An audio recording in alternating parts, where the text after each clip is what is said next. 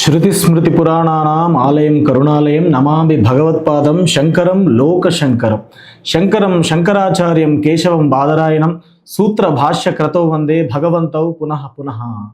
భక్తులందరికీ నమస్కారం. అపరిచితమైనటువంటి ప్రపంచంలో మనిషి చేసేటటువంటి ప్రయాణమే ఈ జీవితం.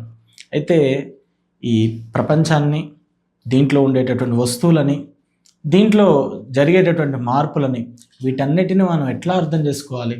మనకు తెలియదు కాబట్టే ఆ ప్రకృతి ప్రపంచానికి మూలకారకుడైనటువంటి పరమేశ్వరుడు భగవంతుడు ఎన్నో రకాల అవతారాలు ఎత్తి మనం బ్రతికేటటువంటి సమాజంలోకి వచ్చి ఇది ఇలా ఉంది, ఇది ఇట్లా ఉంటుంది, దీన్ని ఇట్లా అర్థం చేసుకోవాలని మనకు చెప్తూ ఉంటారు.